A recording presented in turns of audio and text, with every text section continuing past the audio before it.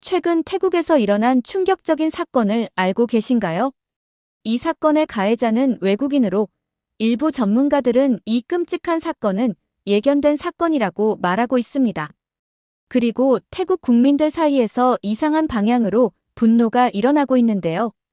도대체 이 사건의 숨겨진 내막은 무엇일까요? 안녕하세요.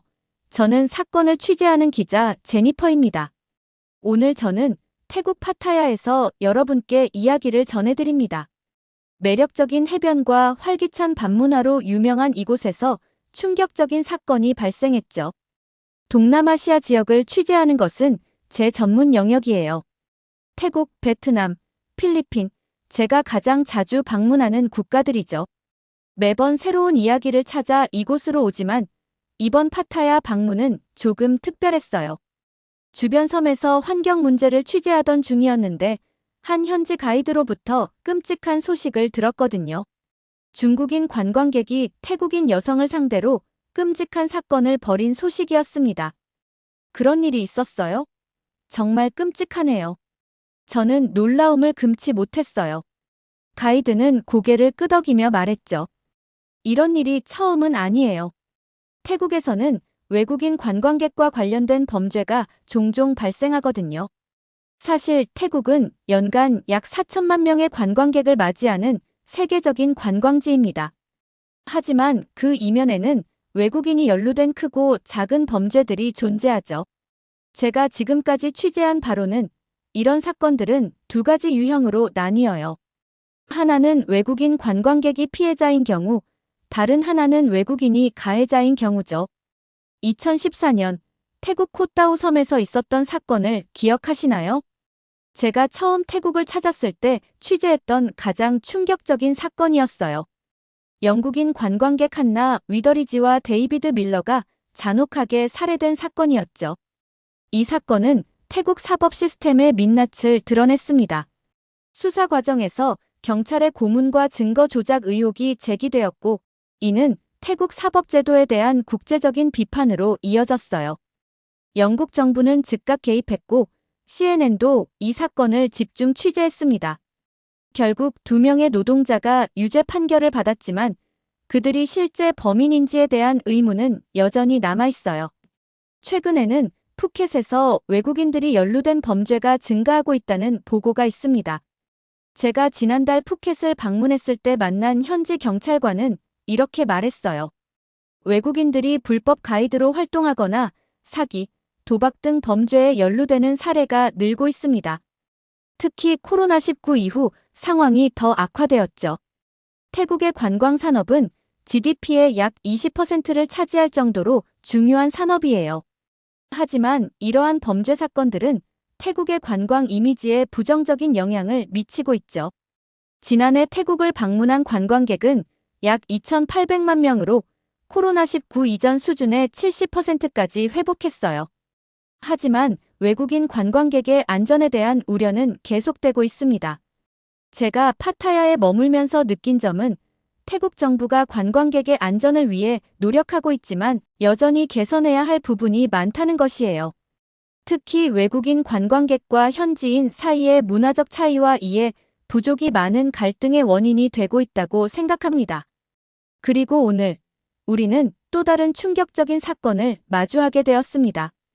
파타야에서 태국인 트랜스젠더 여성이 중국인 관광객에 의한 끔찍한 사건이었죠. 이 사건에 대해 이야기를 해보려고 합니다. 최근 파타야를 뒤흔든 끔찍한 사건이 발생했습니다. 평화롭게 보이는 이 아파트에서 상상을 초월하는 잔혹한 사건이 발생했죠. 제니퍼, 큰일 났어요. 파타야 중부에서 끔찍한 살인 사건이 터졌어요. 한 트랜스젠더 여성이 믿을 수 없을 정도로 잔인하게 살해됐다고요. 그의 흥분된 목소리에서 사건의 심각성이 느껴졌습니다. 즉시 현장으로 달려갔죠. 2025년 4월 25일 파타야의 평범한 아침은 충격적인 발견으로 시작되었습니다. 현장에 도착했을 때는 이미 경찰과 법의학팀이 모여 있었어요. 취재진들도 여럿 있었죠. 경찰 테이프가 쳐진 아파트 앞에서 저는 목격자들을 찾아 인터뷰를 시작했습니다. 아파트 관리인 위치 씨가 떨리는 목소리로 말했어요. 저는 그날 밤 근무 중이었어요. 새벽 2시쯤이었을 거예요. 207호에서 큰 다툼 소리가 들렸습니다. 여자 목소리로 날 놔줘. 해치지 마. 라고 비명을 지르는 소리. 그리고 뭔가 부수는 소리도 들었어요. 위치 씨의 증언에 따르면 그 소리는 약 1시간가량 계속되었다고 해요. 그는 이를 건물주에게 문자로 보고했지만 관광객들의 말다툼은 흔한 일이라는 답변만 받았다고 했죠. 다음 날 아침 건물주가 확인해 보라고 했어요. 초인종을 눌러도 반응이 없어서 비상 열쇠로 문을 열었죠. 그는 말을 잇지 못했어요. 제가 취재한 많은 사건 현장 중에서도 특히 끔찍했다고 합니다.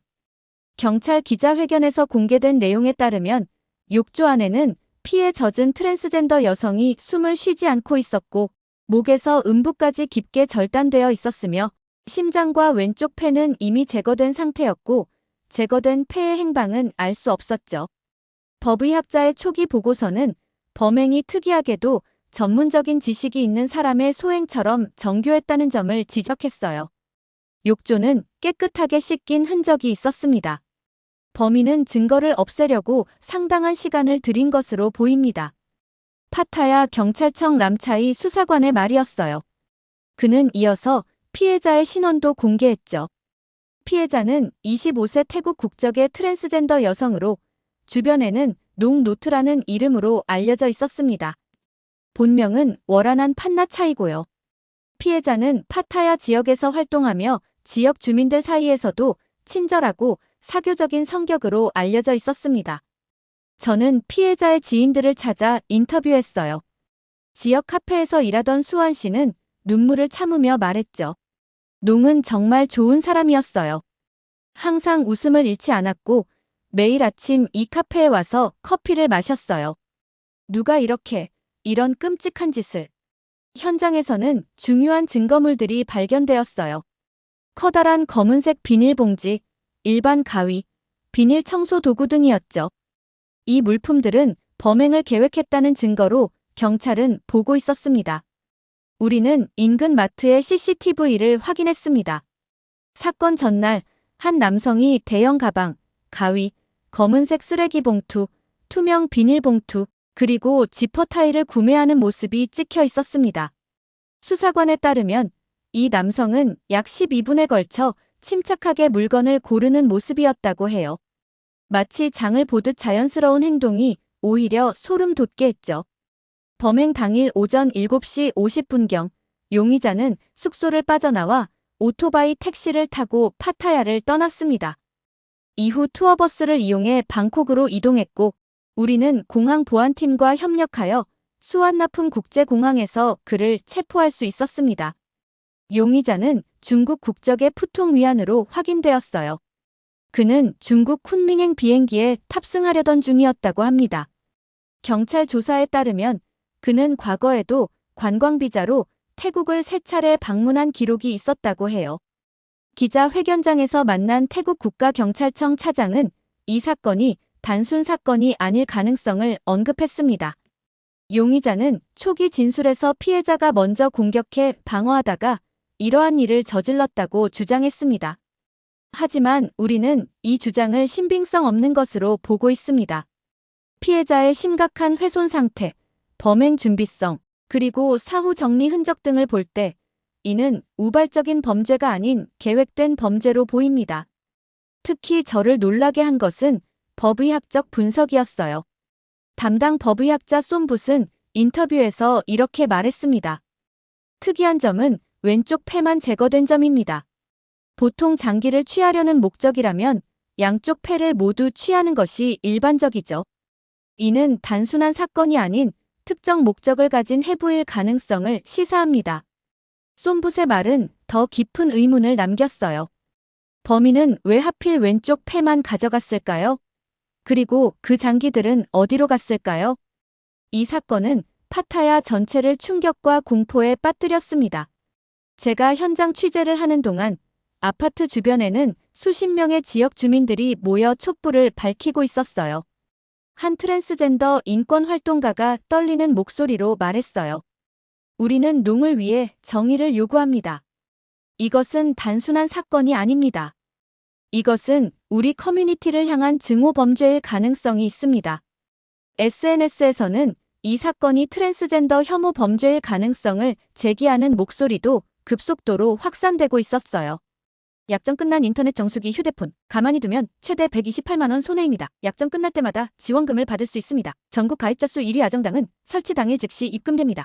만약 다른 곳보다 혜택이 적다면 차액의 120%를 보상. 신용카드도 현금 캐시백 최대 20만 원 받을 수 있고 홈페이지에서 인기카드 혜택도 한눈에 비교하고 신청할 수 있어서 좋아요. 이사, 청소도 유명한 아정당. 이사 당일 불만족 시 전액 환불하는 보장이사도 가능합니다. 365일 24시간 무료 상담까지. 정당하게 받자 아정당. 언론들은 이 사건을 파타야 최악의 외국인 범죄로 규정하고 연일 대서특필했습니다. 저 역시 현장에서 직접 본 충격적인 증언들과 증거들을 정리하며 이 사건이 끔찍한 사건을 넘어선 무언가가 있다는 느낌을 지울 수 없었어요. 취재를 마치고 숙소로 돌아오는 길에 저는 이 끔찍한 비극의 이면에 어떤 더 큰 이야기가 숨어 있는지 생각했습니다. 그리고 이 사건이 태국과 중국 간의 관계, 그리고 관광산업에 어떤 파장을 일으킬지도 우려되었죠. 이번 사건은 단순한 개인 간의 비극을 넘어 국가 간 관계와 태국의 관광 정책에도 큰 영향을 미칠 것으로 보입니다. 현 시점 중국인 관광객의 증가와 태국 정부의 비자 정책, 그리고 이로 인한 사회적 갈등에 대해서도 조사해야겠다고 생각했죠. 농노트 사건 취재를 이어가며 저는 범죄 자체를 넘어 그 배경에 관심을 갖게 되었어요. 왜 하필 중국인 관광객이었을까? 이것은 단순한 우연일까? 아니면 더 큰 패턴의 일부일까요? 태국 정부는 과거 관광업 회복을 위한 과감한 결정을 내렸습니다. 바로 중국인 관광객들에게 비자 면제 정책을 시행한 것이죠. 태국 관광청의 통계에 따르면 이 정책 시행 이후 중국인 관광객 수는 전년 대비 240% 증가했다고 해요. 작년에만 800만 명 이상의 중국인이 태국을 방문했습니다. 이는 태국 경제에 큰 활력을 불어넣을 줄 알았습니다. 하지만 모든 정책에는 양면이 있는 법이죠. 방콕에 있는 태국 관광체육부 차관보와 인터뷰할 기회가 있었어요. 중국은 우리의 가장 중요한 관광 시장입니다. 비자 면제 정책은 코로나19로 인해 침체된 관광업을 회복시키는데 큰 역할을 했죠. 차관보는 자신감 있게 말했지만 제가 범죄 증가에 대한 우려를 언급하자 그의 표정이 굳어졌어요. 물론 일부 불미스러운 사건들이 있었습니다. 하지만 그것은 극소수의 사례일 뿐입니다. 대부분의 중국인 관광객들은 법을 준수하며 태국 문화를 존중합니다. 그러나 현지 경찰과의 비공식 대화에서는 다른 이야기를 들을 수 있었어요. 익명을 요구한 파타야 경찰은 말했어요. 비자 면제 이후 중국인 관련 범죄 신고가 30% 증가했습니다. 특히 우려되는 것은 조직적인 범죄입니다. 라오스와 미얀마 국경 지역에서는 중국인 범죄 조직이 온라인 사기나 불법 도박 사이트를 운영하는 사례가 늘고 있죠. 치앙라이 주의 한 국경 마을을 방문했을 때 현지 주민 솜차이 씨는 이렇게 말했습니다. 요즘은 중국인들이 많이 오가요. 그들 중 일부는 여기서 머물며 뭔가 수상한 일을 하는 것 같아요. 큰 저택을 짓고 현지인은 고용하지 않죠. 태국 내무부의 보고서에 따르면 지난 6개월간 비자 규정을 위반한 외국인 중 63%가 중국인이었다고 해요. 그럼에도 태국 정부는 비자 면제 정책을 연장하기로 결정했습니다. 이런 정부의 결정은 태국 사회 내에서 불만의 목소리를 키우고 있습니다. 방콕의 출라롱콘 대학에서 만난 정치학 교수 아핏 박사는 이렇게 분석했어요. 태국 정부의 친중 정책은 단순한 관광 수입 때문만은 아닙니다. 중국의 1대1로 이니셔티브에 따른 인프라 투자와 경제적 지원이 큰 영향을 미치고 있죠. 하지만 이것이 국가 안보와 주권에 미치는 영향에 대한 우려도 커지고 있습니다. 방콕과 파타야에서는 농노트 사건을 계기로 외국인 범죄에 대한 강력한 대응을 요구하는 시위가 열렸어요. 시위대는 우리의 안전이 관광 수익보다 중요하다라는 구호를 외쳤습니다. 이번 파타야 사건은 단순한 외국인 범죄를 넘어 태국 사회 내에 존재하던 불안과 불만을 표면 위로 끌어올렸습니다. 농노트 사건은 또 다른 충격적인 전개를 맞고 있습니다. 이번에는 온라인상에서 벌어진 2차 가해와 그에 대한 사회적 반발입니다. 농노트의 비극적인 죽음은 그 자체로 충격적이었지만 제가 더 놀란 것은 사건 이후 온라인에서 벌어진 일이었어요. 태국의 유명 인플루언서 몇몇이 피해자를 향한 모욕적인 발언을 SNS에 올린 것이죠. 한 유명 유튜버는 트랜스젠더와 만나면 이런 일이 생긴다라는 제목의 영상을 올렸고, 또 다른 인스타그램 인플루언서는 피해자의 성 정체성을 조롱하는 게시물을 공유했습니다. 이런 게시물들은 빠르게 확산되었고 수만 개의 좋아요와 댓글이 달렸어요. 그중 상당수는 피해자를 비하하거나 심지어 트랜스젠더의 죽음을 정당화하는 내용이었죠. 이 소식을 들은 LGBTQ 커뮤니티는 즉각 행동에 나섰습니다. 방콕의 레인보우 스카이 재단 사무실에서 만난 활동가 타나퐁 씨는 분노를 감추지 못했어요. 이건 명백한 혐오 발언입니다. 누군가가 끔찍한 사건에 당했는데 그 이유가 트랜스젠더라서라고 암시하는 것은 또 다른 폭력이에요. 우리는 이런 발언을 한 인플루언서들에 대한 법적 조치를 준비하고 있습니다. 태국은 겉으로는 LGBTQ에 대해 관용적인 나라로 알려져 있어요. 실제로 2020년 국제적인 연구에서 태국은 아시아에서 LGBTQ 친화적인 국가로 평가받았죠. 하지만 이번 사건은 그 표면 아래 여전히 존재하는 편견과 차별을 드러냈습니다. 온라인 혐오 발언에 대응하기 위해 태국의 50개 이상의 인권단체가 연합하여 캠페인을 시작했습니다. 이 논란은 태국 사회에 중요한 질문을 던지고 있습니다. 온라인 혐오 발언에 대한 법적 제재는 충분한가? 소수자 인권 보호를 위해 더 많은 교육이 필요하지 않은가? 태국 디지털경제사회부는 이번 사건을 계기로 온라인 혐오 발언에 대한 규제 강화를 검토 중이라고 밝혔어요. 하지만 많은 활동가들은 법적 제재만으로는 부족하다고 지적합니다. 농노트 사건 취재를 이어가며 저는 문제의 본질이 단순한 범죄를 넘어선다는 것을 깨달았어요. 이 사건은 태국 사회의 오랜 갈등과 정부 정책에 대한 불만이 폭발하는 촉매제 역할을 하고 있었죠. 태국과 중국의 관계는 오랜 역사를 가지고 있습니다. 하지만 최근 몇 년간 이 관계는 전례 없이 밀접해졌죠. 패통탄 친나와 총리는 취임 이후 중국과의 경제적 협력을 지속적으로 강화해 왔어요. 사실 이 친중 기조는 그녀의 아버지 탁신 친나왓 전 총리 시절부터 시작된 것이었죠. 탁신 친나왓은 2001년 총리가 되었을 때부터 중국과의 관계 강화를 추진했어요. 당시는 많은 서방 국가들이 태국의 인권 문제를 비판하던 시기였고 중국은 내정 간섭 없이 경제적 협력을 제안했죠. 많은 태국인들이 모르는 사실은 현 정부에서 탁신이 여전히 큰 영향력을 행사하고 있다는 점입니다. 그는 딸인 패통탄 총리 뒤에서 실질적인 정치적 결정에 깊이 관여하고 있습니다. 특히 중국과의 거래에서요. 이런 이야기는 태국 내에서 공공연한 비밀처럼 여겨지고 있었어요. 몇몇 정치 평론가들은 친나왓 가문이 중국과의 협력을 통해 개인적인 부를 축적했다는 의혹까지 제기하고 있었죠. 최근 태국에서 가장 논란이 되는 프로젝트는 중국과의 고속철도 건설입니다. 당초 예산의 2배가 넘는 비용이 투입되고 있지만 정부는 투명한 정보 공개를 거부하고 있죠. 지난달 태국에서 발생한 지진 사태는 중국 기업에 대한 불신을 더욱 키웠어요. 중국 국영기업이 건설한 빌딩이 붕괴되어 사상자가 무수히 많이 발생했는데도 정부는 부실 공사에 대한 철저한 조사를 하지 않아서 문제가 되었죠. 현장에서 만난 피해자 가족 위차이 씨는 눈물을 참으며 말했어요. 저희 아버지가 돌아가셨는데 정부는 아무런 책임도 지지 않습니다. 우리 같은 서민은 그냥 버려진 거죠. 이런 사건들이 쌓이면서 태국 국민들 사이에서는 정부의 친중 정책에 대한 불만이 고조되고 있었어요. 농노트 사건은 이런 불만이 폭발하는 계기가 되었죠. 소셜미디어에서는 수십만 명의 태국인들이 정부의 중국 정책 재검토를 요구하고 있었습니다.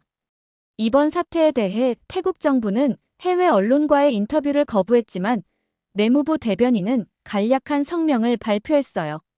정부는 모든 외국인 범죄에 엄정하게 대처할 것이며 개별 사건을 국가 간 관계와 연결시키는 것은 부적절합니다. 하지만 이런 공식 입장과 달리 내부 소식통에 따르면 정부 내에서도 논쟁이 일어나고 있다고 해요. 일부 강요들은 비자 면제 정책의 재검토와 중국 투자에 대한 감시 강화를 주장하고 있다고 합니다. 이 사건이 태국의 대외 정책에 어떤 변화를 가져올지는 아직 불확실합니다. 하지만 분명한 것은 태국 사회에 깊은 균열이 생겼다는 점이죠. 정부와 국민 간의 신뢰, 그리고 중국과의 관계에 대한 근본적인 질문이 제기되고 있습니다. 태국의 한 대학생이 제게 말한 내용이 오래 기억에 남았어요. 우리는 발전을 원합니다. 하지만 우리의 존엄성과 안전을 희생시키면서까지 그럴 필요는 없어요. 외국인 투자는 환영하지만 그것이 우리 국민을 2등 시민으로 만들어서는 안 됩니다. 마지막 보도에서는 태국을 찾는 다양한 관광객들, 특히 한국인과 중국인 관광객들의 차이점에 대해 알아보겠습니다. 해변가 레스토랑에 앉아 사람들을 관찰하다 보니 서로 다른 국적의 관광객들 사이에 흥미로운 차이점이 눈에 띄었어요. 특히 한국인과 중국인 관광객 그룹의 대비가 분명했죠. 태국 관광청에 따르면 2024년 태국을 찾은 외국인 관광객 중 중국인이 약 800만 명으로 1위, 한국인은 약 180만 명으로 5위를 차지했습니다. 하지만 숫자 이상으로 중요한 것은 관광 행태와 현지 인식이었어요. 파타야 해변의 작은 카페를 운영하는 수다 씨를 만났습니다. 한국 손님들은 정말 예의가 바르고 질서를 잘 지켜요. 항상 감사합니다라고 태국어로 말하려고 노력하죠.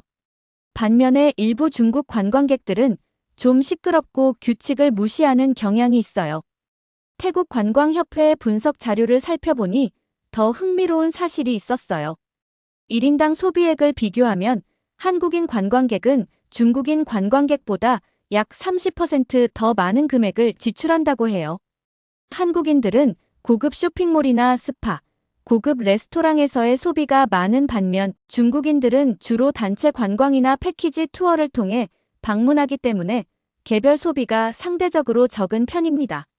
한국 손님들은 객실을 매우 깨끗하게 사용하고 직원들에게 친절해요. 그리고 특별한 요청을 할 때도 매우 공손하게 부탁하죠. 반면 일부 중국 단체 관광객들은 시설물을 함부로 사용하거나 소음 문제로 다른 투숙객들로부터 불만이 제기되는 경우가 있습니다. 물론 이런 일반화에는 위험이 따르죠. 모든 한국인이 모범적이고 모든 중국인이 그렇지 않다는 것은 아니에요. 태국 관광경찰의 찬원 경위는 신중한 견해를 밝혔습니다. 국적보다는 개인의 성향이 더 중요합니다. 다만 여행 문화의 차이가 있죠.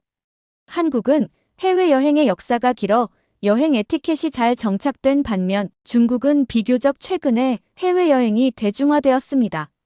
중국인 관광객 리 씨 가족과 대화할 기회도 있었어요. 그들은 다른 중국인 관광객들의 행동에 대해 오히려 더 비판적이었습니다. 우리도 그런 행동을 보면 창피해요. 그건 교육과 인식의 문제죠. 점차 나아지고 있지만 아직 갈 길이 멀어요. 태국 정부도 이러한 차이를 인식하고 있는 듯 했어요. 최근 태국 관광체육부는 책임 있는 관광 캠페인을 시작했는데 특히 중국어 가이드라인을 강화했다고 합니다. 방콕 관광대학의 안우착 교수는 이렇게 분석했어요. 태국은 관광에 의존하는 경제 구조를 가지고 있습니다. 다양한 국적의 관광객을 환영하지만 궁극적으로는 고소비 관광객과 책임 있는 여행 문화를 지향하고 있죠. 이런 관점에서 한국 관광객은 태국이 추구하는 이상적인 모델에 가깝습니다. 저는 다시 한번 농노트 사건의 현장을 찾았어요. 이제 그곳에는 작은 추모 공간이 마련되어 있었습니다. 태국인들뿐만 아니라 다양한 국적의 관광객들이 꽃을 놓고 명복을 빌고 있었죠. 한 사람의 비극적인 죽음이 태국 사회의 다양한 단면을 드러냈습니다. 외국인 범죄, 트랜스젠더 인권, 정부의 외교 정책, 그리고 관광 산업의 미래까지 이 모든 문제들은 서로 연결되어 있고 간단한 해답은 없습니다.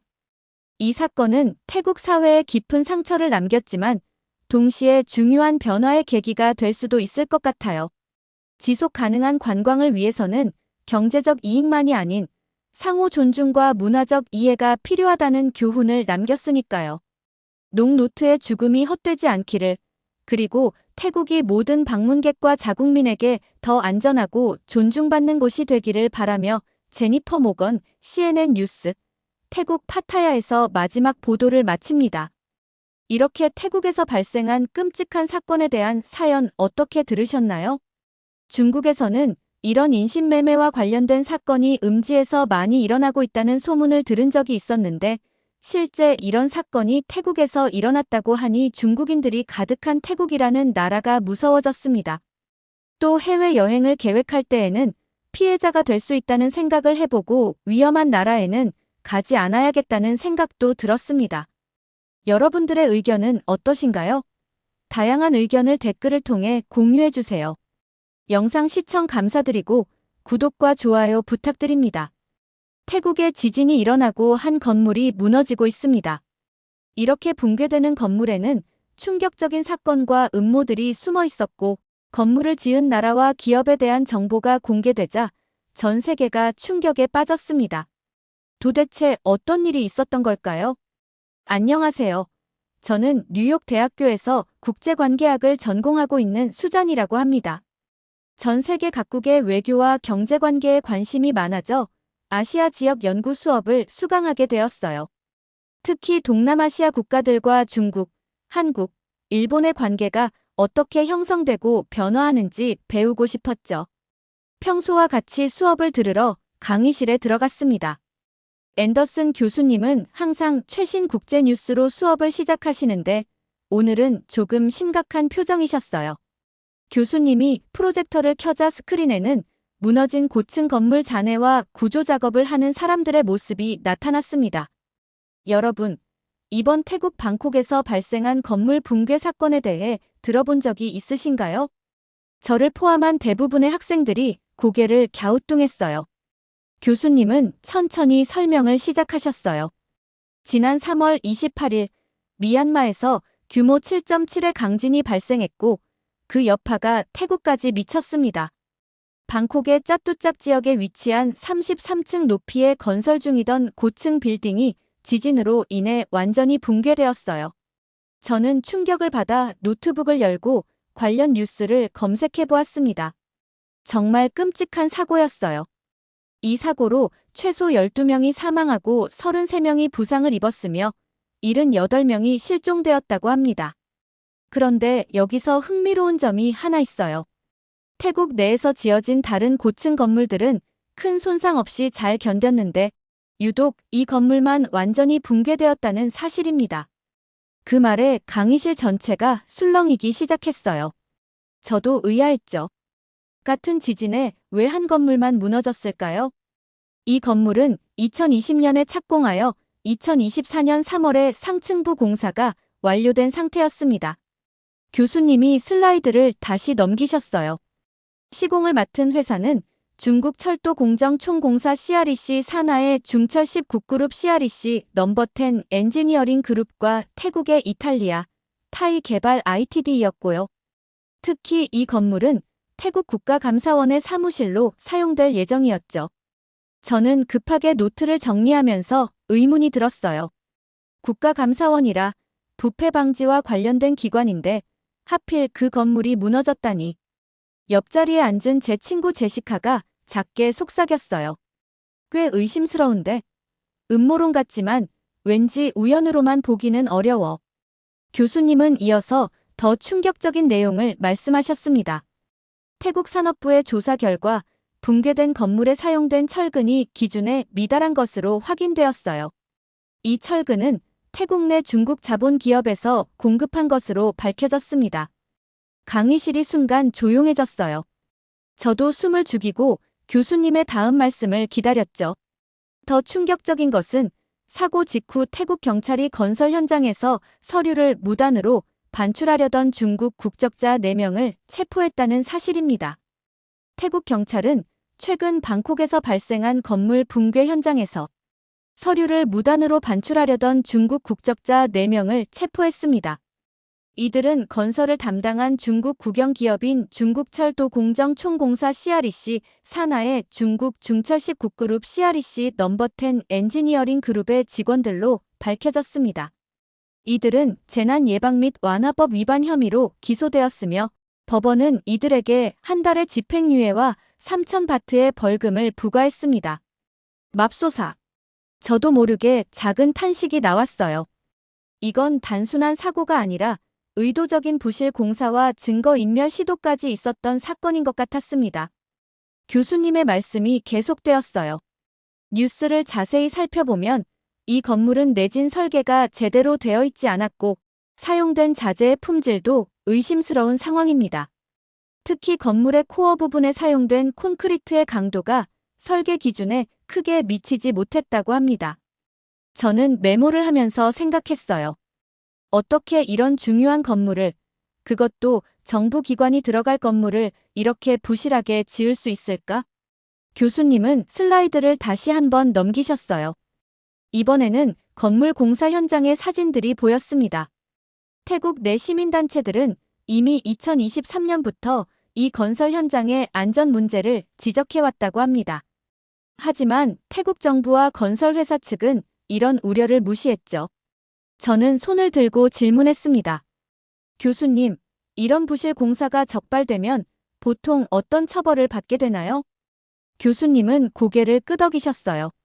국가마다 다르지만 이런 대형 사고의 경우 건설사 책임자들은 과실치사상, 안전규정 위반, 뇌물수수 등의 혐의로 형사처벌을 받을 수 있어요. 하지만 문제는 다국적 기업이 개입된 경우 책임 소재를 따지는 것이 매우 복잡해진다는 점이죠. 교수님은 논란이 되고 있는 패통탄 친나와 총리에 대해 자세히 설명해 주셨어요.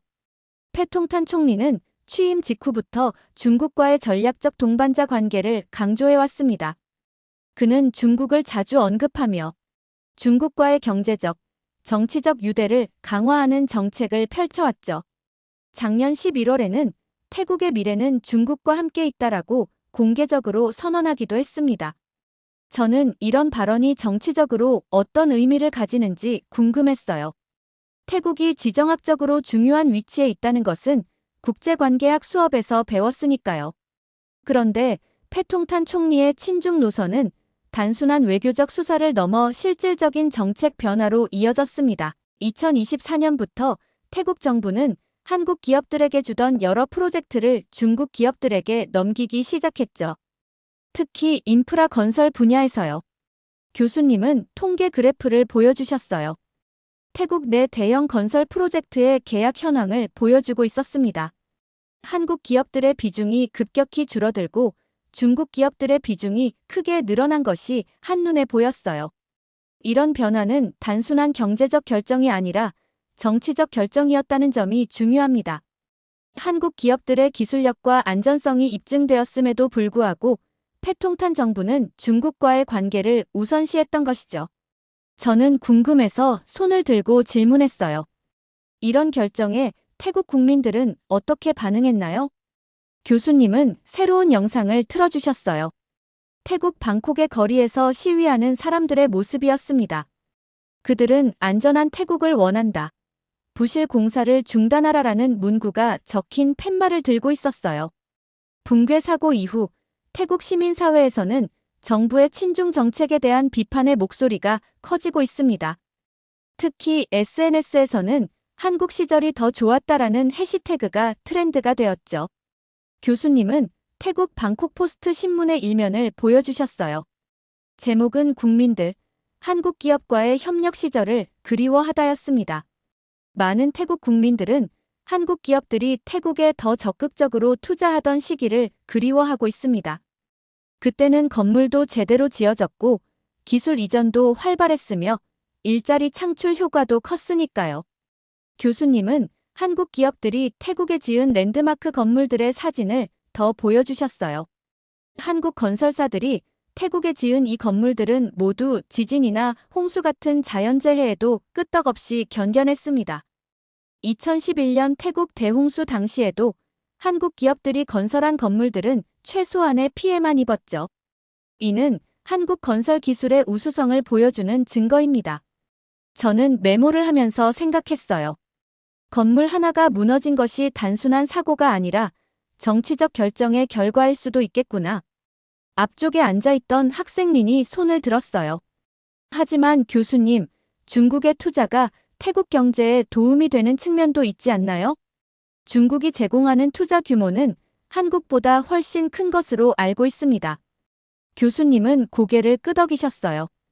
맞아요. 중국의 투자 규모는 한국보다 클 수 있습니다. 하지만 여기서 중요한 것은 단순한 투자 규모가 아니라 투자의 질과 그 투자가 현지 경제에 미치는 장기적인 영향이죠. 교수님은 새로운 슬라이드를 보여주셨어요. 투자의 질, 한국 대 중국이라는 제목이었습니다. 한국 기업들의 투자는 기술 이전, 현지 인력 교육, 현지 산업 생태계 구축에 초점을 맞추는 경향이 있습니다. 반면 중국의 일부 투자는 단기적인 성과에 집중하고 자국 노동력과 자재를 활용하는 방식을 취하는 경우가 많죠. 이런 차이가 장기적으로 태국 경제에 미치는 영향은 매우 다를 수 있습니다. 교수님은 또 다른 영상을 보여주셨어요. 태국 건설 노동자들의 인터뷰였습니다. 한국 회사에서 일할 때는 안전 교육을 철저히 받았어요. 매일 아침 안전 점검을 하고 정기적으로 안전 훈련도 했죠. 하지만 이 중국 회사에서는 그런 게 거의 없었어요. 빨리 공사를 끝내는 것만 중요했죠. 강의실은 조용했어요. 모두가 이 노동자의 증언에 충격을 받은 듯 했습니다.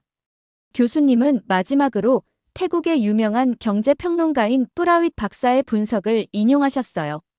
패통탄 정부의 친중 정책은 단기적인 투자 유치에는 성공했을지 모르지만 장기적으로는 태국의 기술 자립과 산업 경쟁력 향상에는 부정적인 영향을 미칠 가능성이 큽니다. 특히 이번 건물 붕괴 사고는 낮은 품질과 안전 기준이 어떤 결과를 가져올 수 있는지 보여주는 경종이라고 할 수 있죠. 뿌라윗 박사의 분석이 끝나자 교수님은 잠시 침묵하셨어요. 교실 안은 무거운 분위기로 가득했습니다. 그런 다음 교수님은 다시 프로젝터 리모컨을 들고 화면을 전환하셨어요. 이제 다시 이번 건물 붕괴 사건의 현장으로 돌아가 보겠습니다. 스크린에는 충격적인 영상이 나타났어요. 완전히 무너진 33층 고층 건물의 잔해와 그 사이로 구조대원들이 사람을 찾고 있는 모습이었습니다. 저는 숨을 크게 들이마셨어요. 교실 안다른 학생들도 충격받은 표정이었죠. 이 영상은 붕괴 사고 발생 12시간 후의 모습입니다. 중국의 건설 품질 문제가 다시 한번 드러난 사례입니다. 중국 기업들은 저렴한 인건비와 낮은 원가를 강조하며 해외 프로젝트를 따내지만 이런 식으로 부실 공사를 일으키는 경우가 많아요. 반면 한국 기업들은 높은 품질 기준을 유지하고 있죠. 교수님은 다른 슬라이드로 넘어갔어요. 이번에는 전 세계 여러 지역에서 발생한 중국 건설 프로젝트의 사고 사례들이 보였습니다. 2021년 앙골라에서는 중국 기업이 건설한 다리가 개통 한 달 만에 붕괴되었고 2022년 케냐에서는 중국이 지은 고가도로에 균열이 발생해 6개월 동안 보수 공사를 해야 했습니다. 2023년에는 파키스탄에서 중국이 건설한 댐에서 발생해 인근 마을이 침수되는 사고가 있었죠. 저는 이런 사례들이 처음 들어보는 것이었어요. 국제 뉴스에서도 크게 다뤄지지 않았던 것 같았습니다. 이런 사건들이 반복되는 이유는 무엇일까요? 교수님이 질문하셨어요. 교실에서 몇 초간 침묵이 흘렀습니다. 제가 용기를 내어 손을 들었어요. 비용 절감을 위해 안전 기준과 품질 관리를 소홀히 하기 때문 아닐까요? 교수님은 고개를 끄덕이셨어요. 맞습니다. 많은 중국 건설 프로젝트는 빠르고 저렴하게라는 모토로 진행됩니다. 이것이 단기적으로는 좋아 보일 수 있지만 장기적으로는 인명피해와 추가 비용이라는 더 큰 대가를 치르게 되죠. 교수님은 이어서 중국 건설 회사의 내부 문서로 보이는 것을 보여주셨어요. 영어와 중국어가 혼합된 문서였습니다. 이것은 작년에 폭로된 중국 건설 회사의 내부 지침입니다. 해외 프로젝트에서 현지 안전 기준보다는 비용 절감을 우선시하라는 내용이 포함되어 있죠. 물론 중국의 모든 기업이 이런 방식으로 운영되는 것은 아니지만 이런 사례가 존재한다는 것은 매우 문제적입니다. 저는 그 문서를 보며 불편함을 느꼈어요. 인명보다 비용을 우선시한다는 생각이 충격적이었습니다. 교수님은 붕괴된 건물의 구조 설계도를 보여주셨어요. 태국 엔지니어 협회의 조사에 따르면 이 건물은 처음 설계에서 중요한 변경이 있었습니다. 원래 계획된 콘크리트 양이 30%가량 줄어들었고 철근의 두께도 기준보다 얇은 것을 사용했죠. 이런 변경은 모두 비용을 절감하기 위한 것이었습니다. 전문가들의 분석 영상도 이어서 나왔어요. 한 구조공학자가 설명하고 있었습니다. 이 건물의 코어 부분이 내진 설계 기준에 크게 미달했습니다. 7.7 규모의 지진은 분명 강한 지진이지만 제대로 지어진 건물이라면 완전히 붕괴하지는 않았을 겁니다. 주변의 다른 건물들이 견뎌낸 것을 보면 더욱 그렇죠. 교수님은 마지막으로 태국 시민들이 추모 집회를 하는 모습을 보여주셨어요. 사람들은 촛불을 들고 희생자들을 기억하고 있었습니다. 이 비극적인 사고는 단순한 건물 붕괴가 아닙니다. 이것은 부실한 건설 관행, 안전기준 무시, 그리고 이를 가능하게 한 정치적 결정의 결과입니다. 무엇보다 소중한 생명이 희생된 인재라는 점을 기억해야 합니다. 교수님은 새로운 슬라이드를 화면에 띄우셨어요. 그 순간 교실 전체가 와하는 탄성을 내뱉었습니다. 두바이의 부르즈 칼리파가 황금빛 석양을 받아 장엄하게 서 있는 모습이었어요. 부르즈 칼리파, 세계에서 가장 높은 건물입니다. 높이 828m, 163층의 이 놀라운 건축물의 주요 시공사가 누구인지 아시나요? 교실은 조용했어요. 저도 궁금했습니다. 삼성물산입니다. 한국의 삼성물산이 이 건물의 23층부터 최상층까지 시공을 맡았습니다. 특히 가장 기술적으로 어려운 부분인 스파이어 첨탑 공사를 성공적으로 완료했죠. 저는 놀라움을 감출 수 없었어요.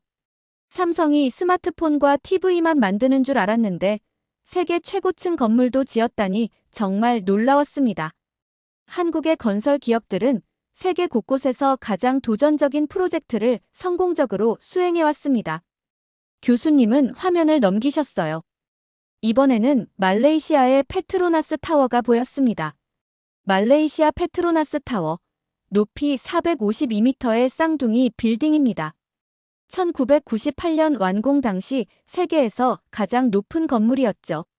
이 건물의 시공사는 삼성물산이었습니다.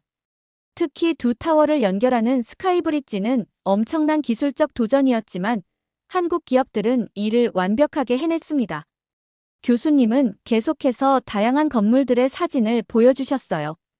타이베이 101, 싱가포르 마리나 베이센즈, 홍콩 ICC 타워 등이 차례로 나타났습니다. 한국 건설사들의 특별한 점은 단순히 높은 건물을 짓는 것이 아니라 가장 기술적으로 복잡하고 도전적인 부분을 해결하는 능력입니다. 현대건설은 2010년 카타르에서 진행된 세계 최대 규모의 인공섬 프로젝트인 펄 카타르를 성공적으로 수행했습니다. 삼성물산은 2018년 세계에서 가장 긴 현수교 중 하나인 터키 차나칼레 교량 공사를 맡았죠. 교수님은 특히 한국 건설 기술의 안전성을 강조하셨어요. 한국 건설사들이 시공한 고층 건물들은 지진, 태풍 등 극단적인 자연재해에도 안전하게 설계되어 있습니다. 2016년 강한 지진이 발생했을 때 대만의 타이베이 101, 삼성물산 시공은 흔들림을 최소화하는 재진 시스템 덕분에 완벽하게 견뎌냈습니다. 교수님은 비교 차트를 보여주셨어요. 글로벌 건설기업 안전사고 비율이라는 제목의 그래프였습니다. 이 데이터는 국제건설안전협회 ICSA가 발표한 자료입니다. 보시다시피 한국 건설사들의 안전사고 발생률은 글로벌 평균의 3분의 1 수준에 불과합니다. 반면 일부 중국 기업들은 평균보다 2배 이상 높은 사고율을 보이고 있죠. 뒤쪽에서 다른 학생이 손을 들었어요. 그렇다면 왜 많은 개발도상국들이 한국보다 중국 기업을 선택하는 건가요? 교수님은 고개를 끄덕이셨어요. 아주 좋은 질문입니다. 가장 큰 이유는 비용 차이죠. 중국 기업들은 종종 한국이나 일본, 유럽 기업들보다 30% 낮은 가격을 제시합니다. 교수님은 화면을 바꾸셨어요. 다양한 국제 건설상과 인증서가 나타났습니다. 한국 건설사들은 최근 10년간 세계 건설 분야에서 가장 권위 있는 상인, 국제 건축 어워드에서 총 17개의 상을 수상했습니다. 특히 안전관리와 지속가능한 건설 부문에서 높은 평가를 받고 있죠. 한국 건설 기업들의 세계적 명성은 단기간에 이루어진 것이 아닙니다. 1970년대 중동 건설 붐 시기부터 한국 기업들은 세계 곳곳에서 경험을 쌓아왔죠. 현대건설은 1976년 사우디아라비아 주베일 산업항 공사를 맡았고 당시 세계 최대 규모의 건설 프로젝트였던 이 공사를 성공적으로 마무리하며 중동의 신화라고 불리기도 했습니다. 교수님은 마지막으로 한국 건설 기업과 중국 기업의 접근 방식 차이를 요약해 주셨어요. 한국 기업들은 높은 품질과 안전 기준, 현지 인력 교육, 지속 가능한 건설을 중시합니다. 물론 그만큼 비용이 더 들 수 있죠. 반면 일부 중국 기업들은 비용 절감과 빠른 완공에 초점을 맞추는 경향이 있습니다. 방콕 건물 붕괴 사건은 이런 접근 방식의 차이가 어떤 결과를 가져올 수 있는지 극단적으로 보여준 사례라고 할 수 있어요. 교수님은 마지막 슬라이드를 보여주셨어요. 미래를 위한 선택이라는 제목이 화면에 나타났습니다. 자, 이제 우리는 오늘 수업의 마지막 부분에 도달했습니다. 지금까지 우리는 방콕 건물 붕괴 사건의 배경, 한국과 태국의 역사적 관계, 패통탄 총리의 친중 정책, 그리고 한국과 중국 건설 기업들의 차이점에 대해 살펴보았습니다. 이제 여러분에게 질문을 던지고 싶습니다. 여러분이라면 태국이 어떤 선택을 해야 한다고 생각하나요? 앞으로도 중국과 협력해야 할까요? 아니면 다시 한국과 협력하는 것이 더 나은 선택일까요? 교실 안에서 웅성거림이 일기 시작했어요. 몇몇 학생들은 이미 손을 들고 있었습니다. 교수님은 앞쪽에 앉은 제니퍼를 지목하셨어요. 저는 태국이 다시 한국과 협력해야 한다고 생각합니다.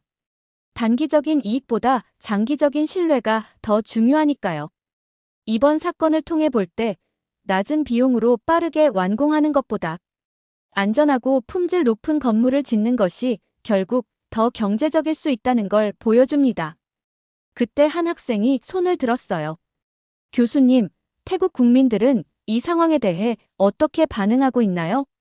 최근 뉴스를 볼 때 시위가 있다고 들었습니다. 교수님은 고개를 끄덕이시고 다시 화면을 전환하셨어요. 방콕 거리에서 대규모 시위가 벌어지는 영상이 나왔습니다. 수천 명의 태국 시민들이 패통탄 총리 사퇴하라, 중국 돈에 국민의 생명을 팔지 말아라는 구호를 외치고 있었어요. 건물 붕괴 사고 이후 태국 전역에서 패통탄 친나와 총리에 대한 분노가 폭발하고 있습니다. 시민들은 총리가 중국과의 관계를 우선시하며 안전 규제를 완화했다고 비난하고 있죠. 화면은 태국 신문의 헤드라인들을 보여주었어요. 국민의 분노, 패통탄 정부의 부실 행정이 목숨을 앗아갔다. 친중 정책의 대가 무너진 건물, 무너진 신뢰와 같은 제목들이 눈에 띄었습니다. 특히 중요한 것은 이번 사건이 단순한 건설 사고가 아니라 정치적 의미를 갖게 되었다는 점입니다. 태국 야당은 이 사건을 패통탄 정부의 부패와 무능함의 상징으로 규정하고 특별조사위원회 설치를 요구하고 있습니다. 교수님은 이어서 또 다른 영상을 보여주셨어요. 과거 한국 기업들이 지은 건물들 앞에서 태국 시민들이 꽃을 놓고 감사의 메시지를 남기는 모습이었습니다.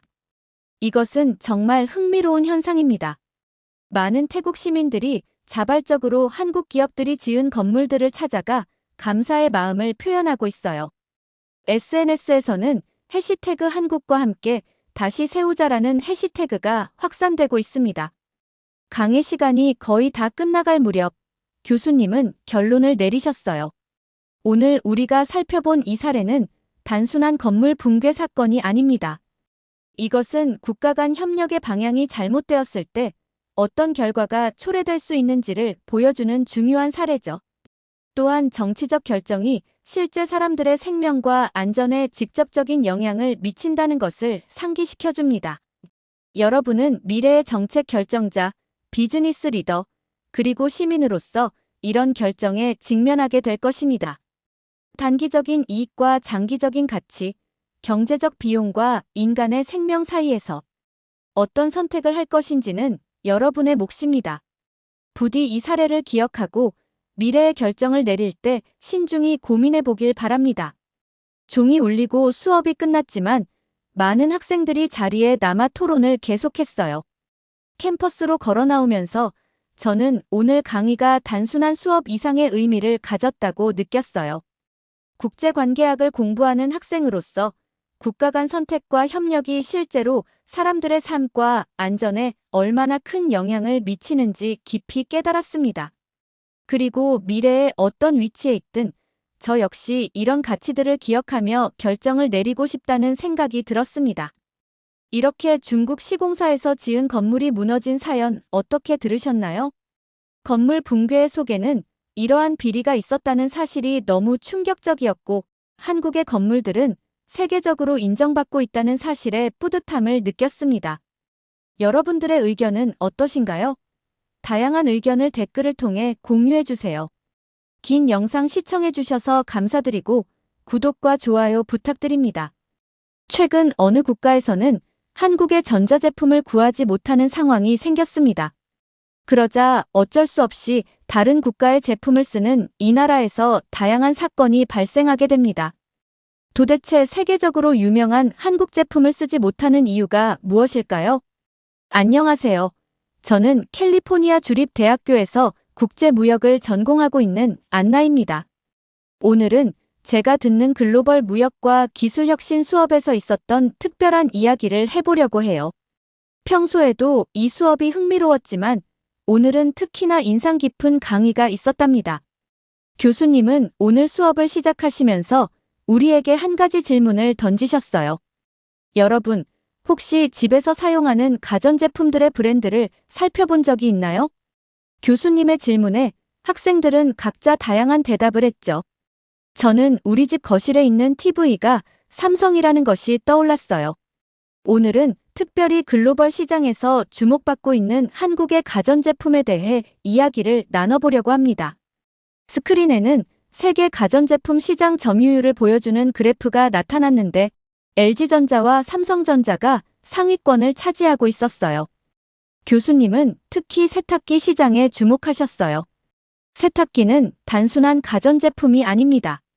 이것은 우리의 일상생활에 직접적인 영향을 미치는 필수품이죠. 그리고 이 분야에서 한국 기업들이 보여주고 있는 혁신은 정말 주목할 만합니다. 교수님은 화면을 넘기시며 계속 설명을 이어가셨어요. 최근에는 세탁기에서 한 걸음 더 나아가 건조기 시장까지 한국 기업들이 장악하고 있습니다. 특히 주목할 만한 점은 LG전자의 히트펌프 건조기인데요. 이 제품은 기존 건조기의 단점이었던 전기 소비량을 획기적으로 줄이면서도 옷감 손상을 최소화했다는 평가를 받고 있죠. 스크린에는 세탁기와 건조기가 나란히 설치된 세트 제품의 판매량 그래프가 나타났어요. 보시다시피 2020년 이후 한국 제품의 세탁기와 건조기 세트 판매량이 급격히 증가하고 있습니다. 특히 북미와 유럽 시장에서는 프리미엄 가전제품으로서의 입지를 굳건히 하고 있죠. 삼성전자의 경우 AI 기능을 탑재해 세탁물의 종류와 양을 자동으로 감지하고 최적의 건조 과정을 제공하는 기술을 선보이면서 소비자들의 큰 호응을 얻고 있습니다.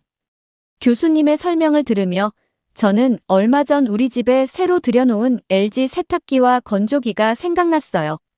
확실히 이전에 쓰던 제품과는 차원이 다른 성능이었거든요. 특히 건조기의 경우 겨울철에 실내에서 빨래를 말리느라 고생하던 예전과 달리 이제는 깔끔하게 건조된 옷들을 바로 옷장에 넣을 수 있게 되었죠. 저는 교수님의 말씀을 들으며 노트북을 켜고 필기를 시작했어요. 교수님은 이어서 미국의 권위 있는 소비자 전문지인 컨슈머 리포트의 최신 평가 결과를 보여주셨어요. 놀랍게도 상위 10개 제품 중 8개가 LG전자 제품이었고 나머지 하나는 삼성전자의 제품이었답니다. 여러분, 이건 단순한 우연이 아닙니다. 한국 기업들이 이렇게 높은 평가를 받게 된 데에는 그들만의 특별한 기술력과 철학이 있습니다.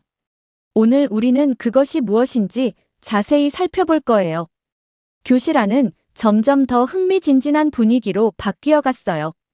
특히 제 옆자리에 앉은 메리는 최근에 부모님 댁의 세탁기를 교체하려고 고민 중이라며 귀를 쫑긋 세웠죠. 교수님은 이제 본격적으로 한국 세탁기의 기술적 특징을 설명하시려 했어요. 그때였어요. 교실 뒷문이 살짝 열리면서 한 여학생이 들어왔어요.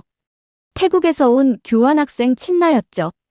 그녀는 조용히 뒷자리에 앉았지만 한국 제품에 대한 이야기가 나오자 표정이 좋지 않아 보였어요. 나중에 알게 됐지만 이날의 수업은 예상치 못한 방향으로 흘러가게 될 거였어요. 교수님은 이제 프레젠테이션을 넘기시며 본격적인 강의를 시작하셨어요. 오늘 우리가 중점적으로 볼 내용은 3가지입니다. 첫째, 한국 가전제품의 기술적 우수성. 둘째, 글로벌 시장에서의 영향력. 그리고 마지막으로 최근 발생한 특정 국가와의 무역 갈등이 시장에 미치는 영향입니다. 저는 이 수업이 단순한 기술 이야기를 넘어서 국제 무역과 정치적 관계까지 다루게 될 것이라는 걸 직감했어요. 그리고 그때부터 정말 놀라운 이야기들이 펼쳐지기 시작했답니다. 자, 이제부터 보여드릴 영상은 미국의 한 유명 가전제품 리뷰어가 실제로 진행한 비교 실험입니다. 교수님이 말씀하시자 교실의 조명이 어두워졌고 모든 학생들의 시선이 스크린으로 모였어요. 저는 이 순간이 오늘 수업의 전환점이 될 거라는 걸 전혀 알지 못했답니다. 영상이 시작되자마자 유명 리뷰어의 모습이 스크린에 나타났어요. 오늘은 4개의 다른 브랜드 세탁기를 극한의 상황에서 테스트해 보겠습니다. LG와 삼성의 한국 제품, 미국의 브랜드, 그리고 중국의 브랜드입니다. 교수님은 잠시 영상을 멈추시고 설명을 덧붙이셨어요. 이 실험은 지난해 실시된 것으로 가장 공정하고 객관적인 비교 테스트로 평가받고 있습니다. 특히 실험 과정이 모두 공개되어 있다는 점에서 신뢰성을 인정받았죠. 영상은 다시 재생되었고 3가지 테스트가 차례로 진행되었어요. 첫 번째는 48시간 연속 작동 테스트였는데 놀랍게도 한국 제품들만이 끝까지 정상 작동했어요. 중국 제품은 18시간 만에 멈췄고 미국 제품은 32시간을 버티다가 과열로 정지했다고 해요. 두 번째 테스트는 과적 상황에서의 성능 테스트였어요. 이불과 청바지, 수건을 한꺼번에 넣고 돌렸는데 한국 제품들은 거의 소음도 없이 완벽하게 세탁을 마쳤답니다. 반면 다른 제품들은 심한 진동과 소음을 내며 겨우 작동했다고 해요. 교수님은 다시 영상을 멈추시고 말씀하셨어요. 이런 기술적 우수성은 우연히 얻어진 게 아닙니다. 한국 기업들은 수십 년간 꾸준한 연구 개발을 통해 이를 이뤄냈죠. 특히 주목할 만한 것은 모터 기술입니다. 스크린에는 이제 세탁기의 내부 구조도가 나타났어요. 보시다시피 한국 제품들은 인버터 DD 모터를 사용합니다. 이는 직접 구동 방식으로 기존의 벨트 구동 방식보다 훨씬 효율적이고 내구성이 뛰어나죠. 교수님은 이어서 세계 유수의 호텔들이 한국 가전제품을 선택하는 이유를 설명하셨어요. 두바이의 버즈알 아랍, 파리의 리츠, 뉴욕의 플라자, 호텔 등 세계적인 럭셔리 호텔들이 LG와 삼성의 제품을 선택하고 있습니다. TV, 냉장고, 세탁기, 에어컨 등 거의 모든 가전제품을 한국 제품으로 구비하고 있죠. 특히 인상적이었던 것은 일본 제품과의 비교 부분이었어요. 1990년대까지만 해도 일본 가전제품이 세계 시장을 주도했습니다. 하지만 2000년대 들어 한국 기업들이 혁신적인 기술 개발과 과감한 투자를 통해 추월에 성공했죠. 현재는 많은 분야에서 한국 제품이 기술적 우위를 점하고 있습니다. 교수님은 프레젠테이션의 마지막 부분에서 최근의 시장 점유율 그래프를 보여주셨어요. 보시다시피 프리미엄 세탁기 시장에서 LG와 삼성의 점유율 합계가 60%를 넘어섰습니다. 이는 단순한 수치 이상의 의미가 있습니다. 소비자들이 품질과 기술력으로 한국 제품을 선택하고 있다는 증거니까요. 수업을 듣는 동안 저는 우리가 당연하게 사용하고 있는 가전제품들 속에 이렇게 많은 기술과 혁신이 담겨 있다는 사실이 새삼 놀라웠어요. 특히 한국 기업들이 이룬 성과는 정말 대단해 보였죠. 하지만 이날 수업은 여기서 끝나지 않았어요. 교수님은 이제 동남아시아 시장으로 화제를 돌리셨고, 그때부터 교실의 분위기는 미묘하게 달라지기 시작했답니다. 자, 이제 우리는 동남아시아 시장에 대해 이야기를 나눠보려고 합니다. 여러분은 동남아시아의 기후적 특성에 대해 잘 알고 계시나요? 더운 날씨와 높은 습도로 유명한 동남아시아는 세탁기가 단순한 가전제품 이상의 의미를 가진다고 해요.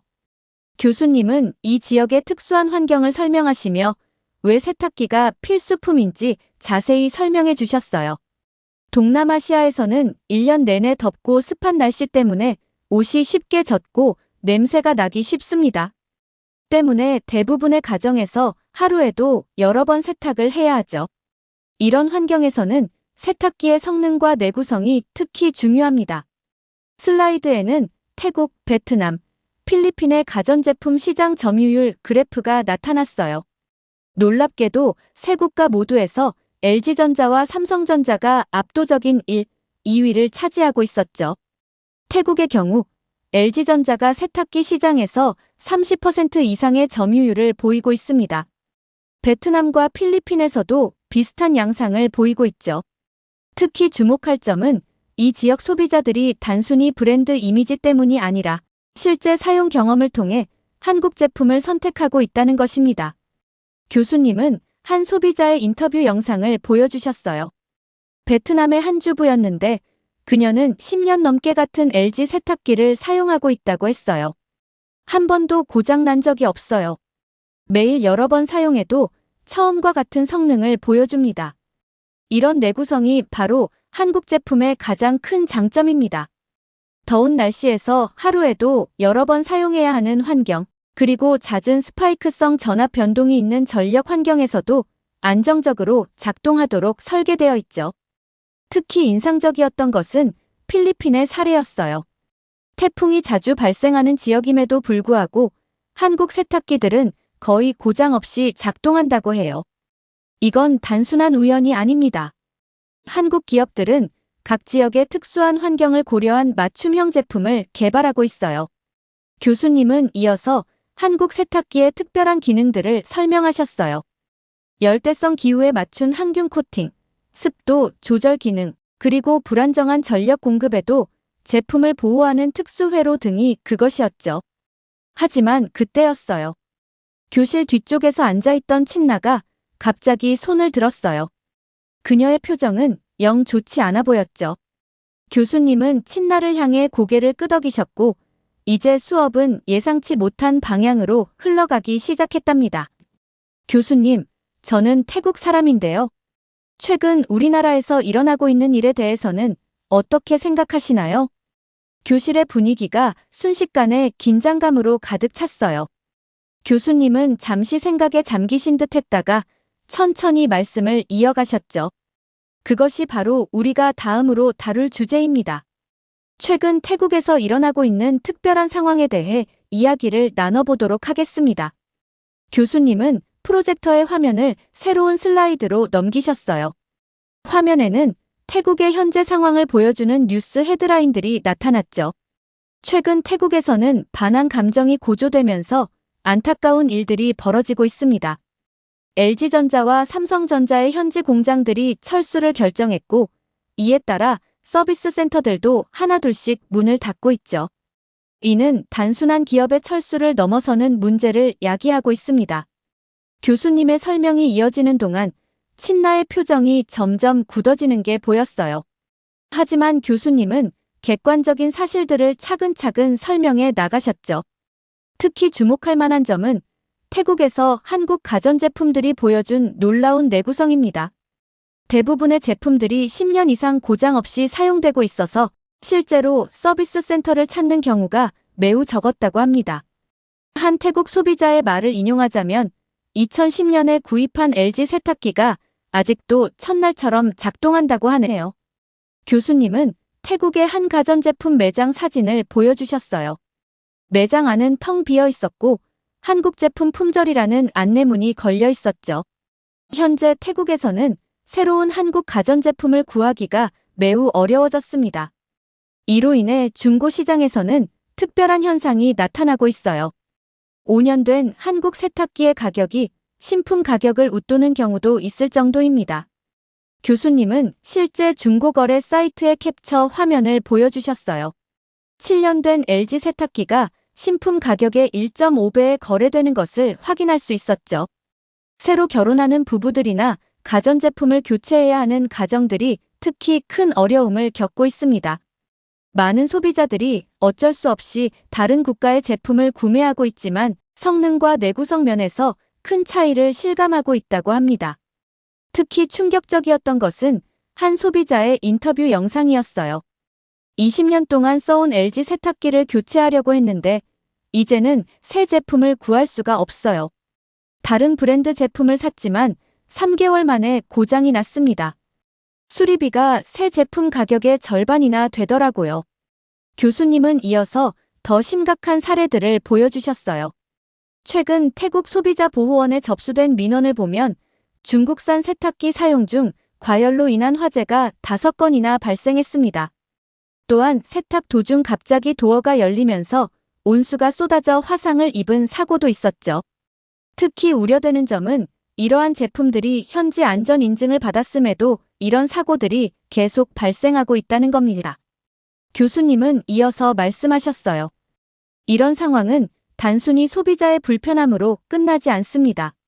태국의 전자제품 제조 산업 전반에도 영향을 미치고 있죠. 한국 기업들과 협력하던 많은 현지 부품 제조업체들도 어려움을 겪고 있습니다. 교수님은 최근 태국 방콕의 거리 시위 장면을 보여주셨어요.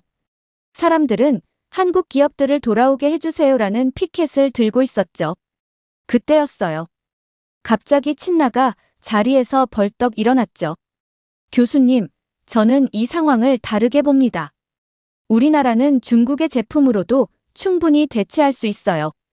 실제로 많은 중국 기업들이 우수한 품질의 제품을 생산하고 있고 가격도 한국 제품보다 훨씬 저렴합니다. 그 순간 교실 앞쪽에 앉아있던 한국 교환학생 인영이가 손을 들었어요. 제가 최근 통계 자료를 본 것을 공유해도 될까요? 교수님께서 고개를 끄덕이시자 인영이가 자신의 태블릿을 들어보이며 말했죠. 태국의 대형 가전 매장에서 실시한 설문조사를 보면 중국산 세탁기를 구매한 소비자의 67%가 6개월 이내에 불만족을 경험했다고 합니다. 특히 전기 소비량이 기존 한국 제품 대비 1.5배 이상 증가했고 세탁 시간도 평균 40분 더 걸린다고 해요. 친나가 다시 반박했어요. 하지만 그건 단지 일부 사례일 뿐이에요. 게다가 지금은 중국 제품들도 많이 발전했답니다. 교수님은 이때 새로운 슬라이드를 보여주셨어요. 여러분, 여기 재미있는 현상이 하나 있습니다. 방콕 시내에 있는 LG 브랜드의 코인 세탁방 이야기인데요. 최근 이 세탁방들은 예약이 하루 종일 꽉 차 있다고 합니다. 화면에는 긴 줄이 늘어선 코인 세탁방의 모습이 보였어요. 사람들은 새벽부터 줄을 서서 기다립니다. 한국 세탁기로 빨래를 하기 위해서죠. 특히 고가의 의류나 정장과 같은 옷들은 반드시 이곳에서 세탁을 한다고 하네요. 인영이가 다시 말을 이었어요. 실제로 제 태국 친구도 이런 세탁방을 이용한다고 했어요. 다른 세탁기를 사용하면 옷에서 이상한 냄새가 나고 옷감이 쉽게 상한다고 하더라고요. 교수님은 잠시 생각에 잠기시더니 말씀을 이어가셨어요. 현재 태국의 상황에 대해 좀 더 자세히 설명드리겠습니다. 최근 태국 정부는 한국 가전제품의 수입에 어려움을 겪고 있어요. 통관 절차가 복잡해졌고 관세도 크게 올랐죠. 일부 소비자들은 싱가포르나 말레이시아 같은 제3국을 통해 구매를 시도하지만 이 경우에는 정식 수입품이 아니라서 품질 보증이나 애프터 서비스를 받을 수 없다는 문제가 있습니다. 친나는 이번에도 반박을 이어갔어요. 우리 태국에서는 이제 한국 제품 대신 다른 제품들을 쉽게 구할 수 있어요. 특히 중국 제품들은 가격도 저렴하고 성능도 좋답니다. 교수님은 부드러운 미소를 지으시며 말씀하셨어요. 그렇다면 친나 학생, 혹시 본인 댁에서는 어떤 가전제품들을 사용하고 계신가요? 친나는 잠시 말을 멈추더니 당황한 듯 말했어요. 저희 집은, 한국 제품은 절대 사용하지 않아요. 그때 인영이가 조심스럽게 제안했어요. 그럼 혹시 지금 부모님께 연락해서 집에 있는 가전제품들 사진을 받아볼 수 있을까요? 실제 소비자들의 선택을 보는 것도 좋은 공부가 될 것 같아서요. 교수님도 고개를 끄덕이시며 말씀하셨죠. 좋은 생각이네요. 실제 사례를 통해 배우는 것만큼 좋은 공부도 없으니까요. 친나는 잠시 망설이다가 마지못해 휴대폰을 꺼내들었어요. 그리고 그녀가 부모님께 연락을 하는 동안 우리는 잠시 휴식 시간을 가졌답니다. 잠시 후 친나의 휴대폰에 메시지가 도착했어요.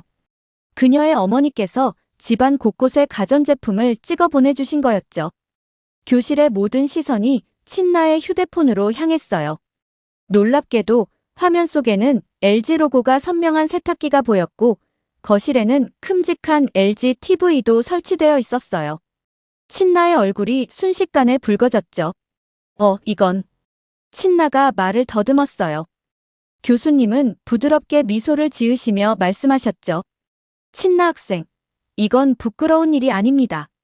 오히려 귀하의 부모님께서 제품의 품질을 가장 중요하게 생각하시는 현명한 소비자라는 것을 보여주는 좋은 예시네요.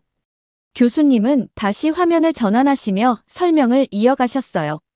현재 태국에서는 많은 소비자들이 한국 제품을 대체할 만한 제품을 찾지 못해 어려움을 겪고 있습니다. 특히 세탁기의 경우 다른 브랜드 제품들은 동남아시아의 높은 습도와 잦은 세탁 필요성에 제대로 대응하지 못하고 있죠. 스크린에는 방콕 시내의 한거리 시위 장면이 나타났어요. 수많은 시민들이 한국 기업과의 관계를 회복하라는 피켓을 들고 있었죠. 이 시위는 지난주 방콕에서 있었던 일입니다. 시민들은 패통탄 친나와 총리에게 한국과의 관계 개선을 촉구하고 있어요. 특히 주목할 점은 시위대 대부분이 일반 소비자들이라는 겁니다. 교수님은 이어서 최근 태국의 중고시장 동향을 보여주셨어요. 보시다시피 중고 한국 세탁기의 가격이 신품 가격을 웃도는 특이한 현상이 나타나고 있습니다. 이는 소비자들이 얼마나 한국 제품을 신뢰하고 있는지를 보여주는 단적인 예시죠. 교수님은 컴퓨터 화면을 끄시며 마지막 이야기를 시작하셨어요. 최근 태국의 경제 전문가들은 매우 심각한 우려의 목소리를 내고 있습니다. 교수님은 한숨을 쉬며 말씀을 이어가셨어요. 반항 감정으로 인한 한국 기업들의 철수가 태국 경제 전반에 도미노 효과를 일으키고 있습니다. 가전제품 산업 전문가들의 분석에 따르면 이미 한국 기업들과 협력하던 200개 이상의 현지 부품 제조업체들이 심각한 경영난을 겪고 있고 그중 30개 업체가 파산했다고 합니다. 교수님은 화면에 최근 통계 자료를 보여주셨어요. 직접적인 실직자만 1만 5천 명에 달하고 관련 산업까지 포함하면 약 5만 명의 일자리가 위험에 처해 있습니다. 더 큰 문제는 외국인 투자 심리가 급격히 위축되고 있다는 점이에요. 지난달 발표된 국제신용평가사의 보고서에 따르면 태국의 국가 신용 등급이 한 단계 하락할 수 있다는 전망이 나왔습니다. 교수님은 잠시 말씀을 멈추셨다가 이어가셨어요. 특히 방콕 인근 공단이 받은 타격이 큽니다. 한국 기업들이 떠난 공단의 가동률이 40%대로 떨어졌고, 이는 지역 경제 전반에 영향을 미치고 있죠. 식당, 상점, 숙박업소들까지 줄줄이 문을 닫고 있는 실정입니다. 교수님은 잠시 생각에 잠기셨다가 다시 말씀을 이어가셨어요. 가전제품은 우리 삶의 필수품이 되었습니다. 특히 더운 날씨의 태국에서 에어컨과 세탁기는 생활 필수품이죠. 이런 제품들의 부재는 단순한 불편함을 넘어 삶의 질 자체를 떨어뜨립니다. 신나는 고개를 푹 숙인 채 아무 말도 하지 못했어요. 그녀의 손끝이 미세하게 떨리는 것이 보였죠. 오늘 수업의 핵심은 이것입니다. 교수님은 교실을 천천히 둘러보시며 진중한 목소리로 말씀하셨어요. 기술과 신뢰는 국경을 초월하는 가치입니다. 지난 30년간 한국 기업들이 쌓아온 기술력과 소비자 신뢰는 단순한 브랜드 가치를 넘어섰죠.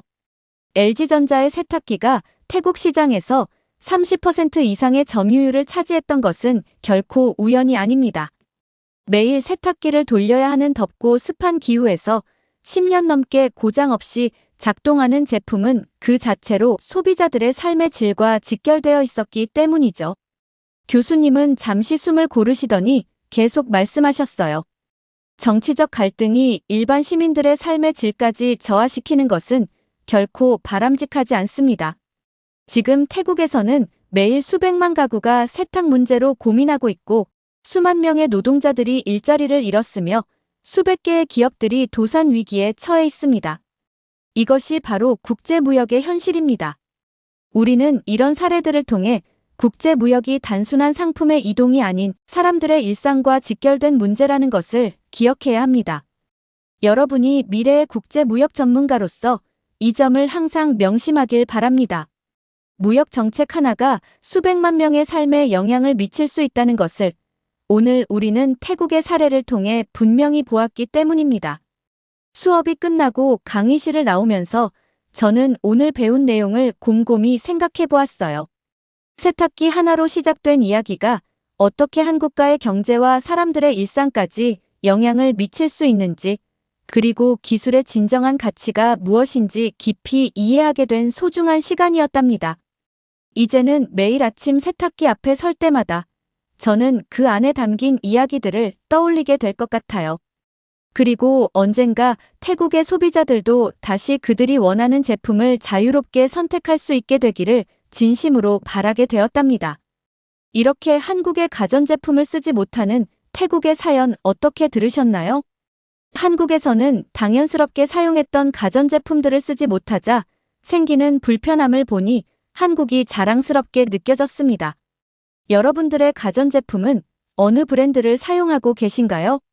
혹시 불편한 점을 느낀 적이 있으셨나요? 다양한 의견을 댓글을 통해 공유해주세요.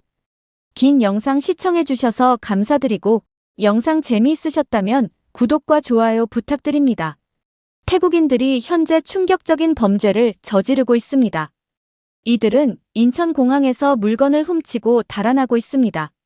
불법 체류자라는 신분 때문에 이들에 대한 신원 정보도 없어서 잡기도 힘든 상황이죠. 그리고 그들이 훔친 물건은 어마어마한 고가의 거래가 되고 범죄에 악용하고 있습니다. 도대체 태국인들은 한국인들을 상대로 왜 이런 범죄를 저지르는 걸까요? 안녕하세요. 저는 보스턴 대학교에서 범죄 심리학을 전공하고 있는 수잔입니다. 3학년이 되면서 제가 가장 기대했던 국제범죄학개론 수업을 듣게 되었죠. 오늘은 그 수업의 첫날이었습니다. 저는 평소보다 일찍 강의실에 도착했어요. 앞자리에 앉아 수업을 듣고 싶었거든요. 강의실은 이미 학생들로 북적였는데 아마도 저처럼 이 수업에 대한 기대가 컸던 것 같아요. 안녕하세요, 여러분. 저는 이번 학기 국제범죄학개론을 맡게 된 마이클 브라운 교수입니다. 첫 수업이라 그런지 교수님의 목소리에는 활기가 넘쳤어요. 그리고 곧바로 흥미로운 질문을 던지셨죠. 자, 여러분. 오늘은 특별한 것부터 시작해 보겠습니다. 여러분이 소지하고 있는 물건 중에서 잃어버리면 가장 위험할 것 같은 게 무엇일까요? 강의실이 술렁이기 시작했어요. 옆자리의 제임스가 제일 먼저 손을 들었습니다. 스마트폰이요. 요즘은 모든 개인정보가 폰에 들어있잖아요. 은행 앱도 있고, 이메일도 있고.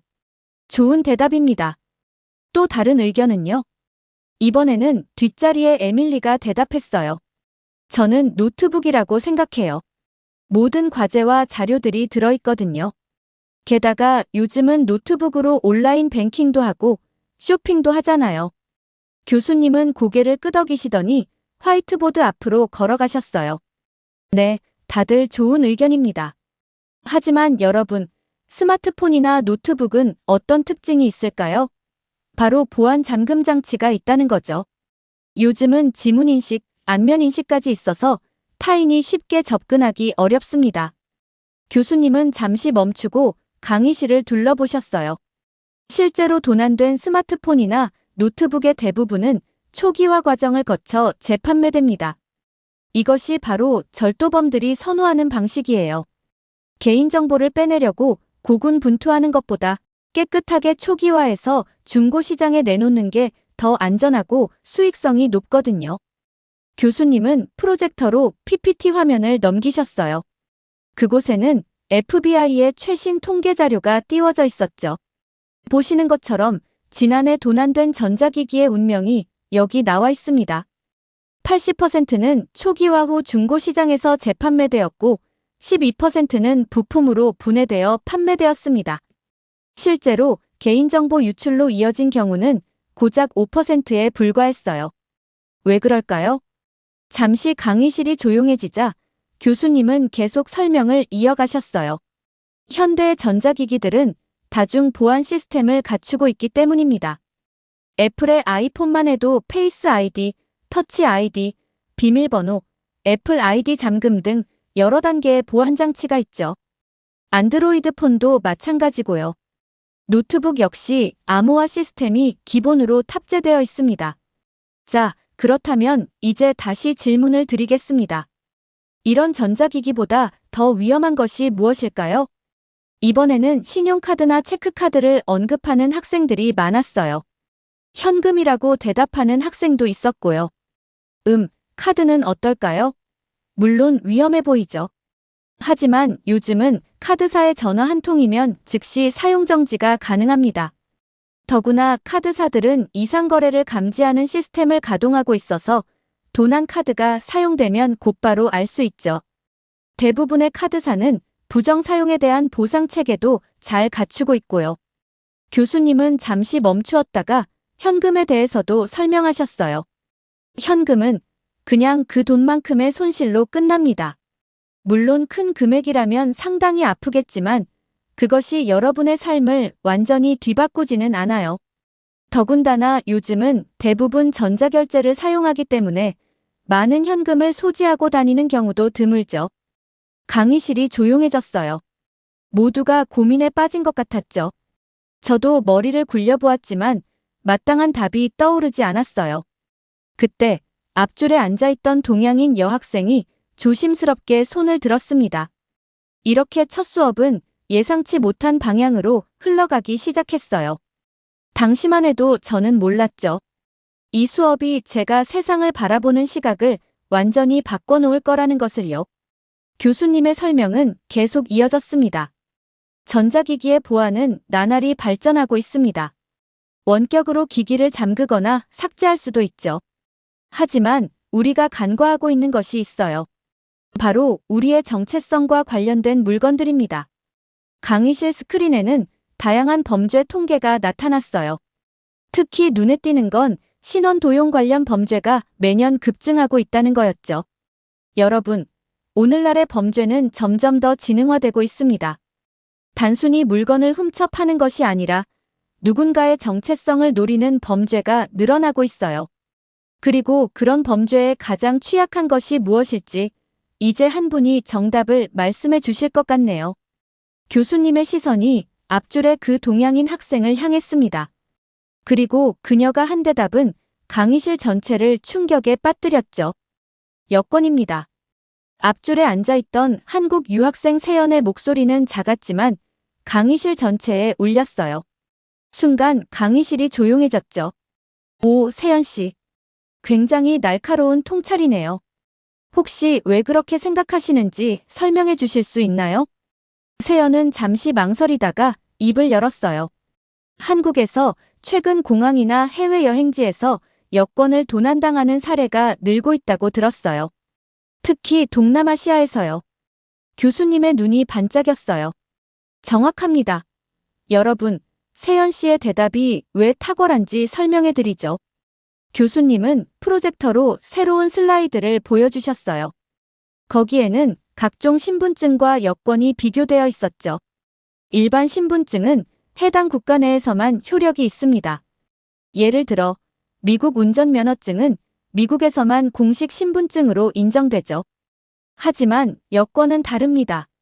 전 세계 어디서나 통용되는 유일한 신분증명서예요. 교수님은 계속해서 설명을 이어가셨어요. 더구나 여권에는 우리의 모든 신원 정보가 담겨 있습니다. 이름, 생년월일, 국적은 물론이고 출입국 기록까지. 그리고 가장 중요한 건 여권은 그 자체로 국가가 보증하는 공신력을 가진다는 거예요. 한 학생이 손을 들고 질문했어요. 하지만 교수님, 여권도 분실하면 재발급 받을 수 있지 않나요? 좋은 질문입니다. 맞아요. 재발급은 가능합니다. 하지만 그게 문제의 끝이 아니에요. 도난된 여권은 어떻게 될까요? 교수님은 화면을 다시 전환하셨어요. 이번에는 국제범죄 통계 자료였죠. 도난된 여권은 국제범죄 조직에 의해 위조되거나 변조됩니다. 실제 여권을 기반으로 하기 때문에 이런 위조 여권은 매우 정교하죠. 국경을 넘나드는 범죄에 사용되거나 불법 체류자의 신분 세탁에 이용됩니다. 강의실 전체가 숨죽이며 교수님의 설명을 들었어요. 특히 주목할 점은 여권 도난 사건이 단순 절도가 아니라는 겁니다. 대부분 조직적이고 계획적인 범죄예요.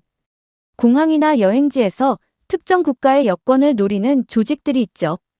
옆자리의 제임스가 궁금증을 참지 못하고 물었어요.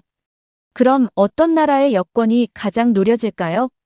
여러분은 어떤 나라의 여권이 가장 가치 있다고 생각하시나요? 학생들은 저마다의 의견을 내놓기 시작했어요. 미국, 영국, 독일, 프랑스, 주로 선진국들의 이름이 나왔죠. 교수님은 미소를 지으며 고개를 저으셨어요. 틀렸습니다. 실제로 국제범죄 조직들이 가장 선호하는 여권은 그 순간 세연이 다시 한번 조용히 말했어요. 한국 여권인가요? 정확합니다. 하지만 왜 한국 여권일까요?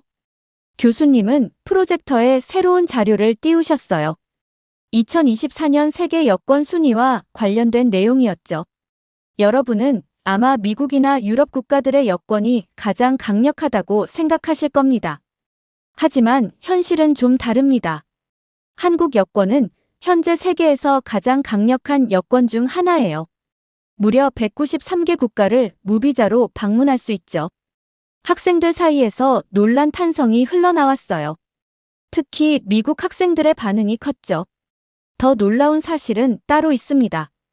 한국 여권의 위조 방지 기술은 세계 최고 수준이에요.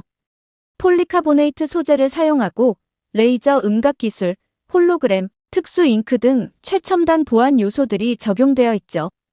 교수님은 잠시 멈추었다가 말씀을 이어가셨어요. 그런데 왜 범죄자들은 이렇게 위조하기 어려운 여권을 노릴까요? 답은 간단합니다. 한국 여권이 가진 신뢰도 때문이에요. 출입국 심사 과정에서 한국 여권 소지자들은 상대적으로 덜 엄격한 검사를 받는 경우가 많습니다.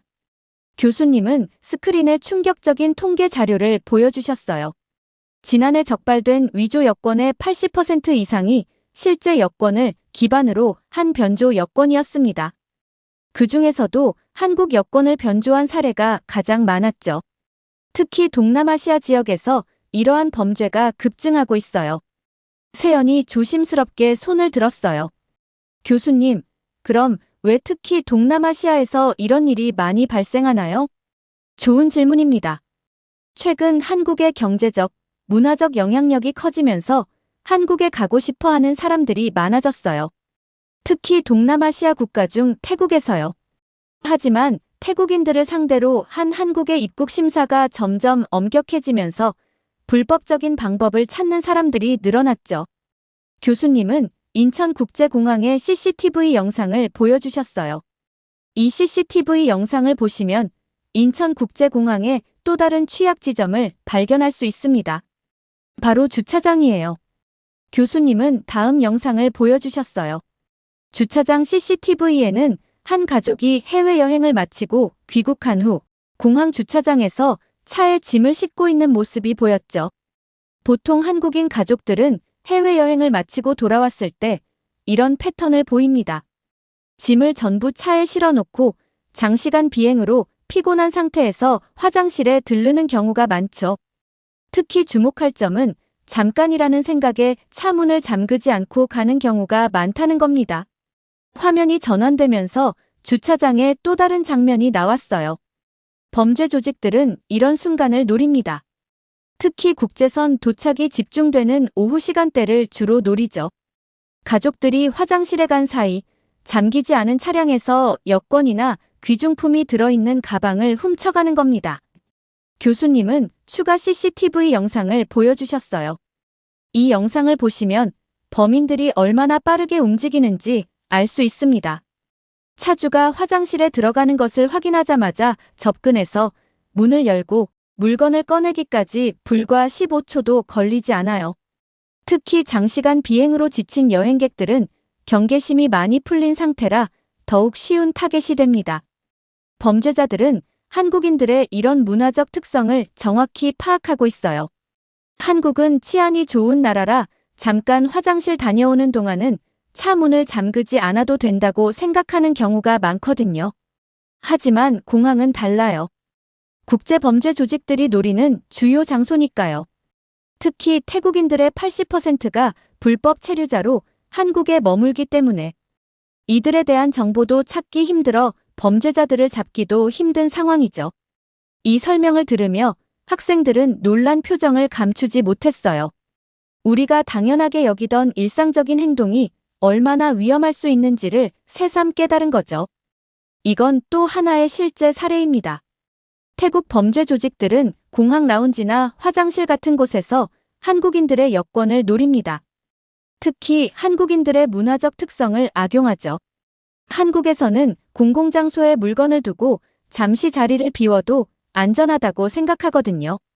교실 안이 숨소리조차 들리지 않을 만큼 조용해졌어요. 도난당한 여권은 보통 두 가지 경로를 따릅니다. 하나는 위조 조직에 넘어가 정교하게 변조되는 것이고 다른 하나는 암시장에서 거래되는 거예요. 한국 여권의 암시장 가격이 얼마인지 아시나요? 학생들이 서로를 바라보며 궁금해했어요. 최대 1,000만 원, 미화로 약 7,500달러입니다. 단순한 여행 증명서가 이렇게 높은 가격에 거래되는 이유는 그만큼 가치 있는 신분증이기 때문이죠. 저는 무의식적으로 가방 안에 제 여권을 만져보았어요.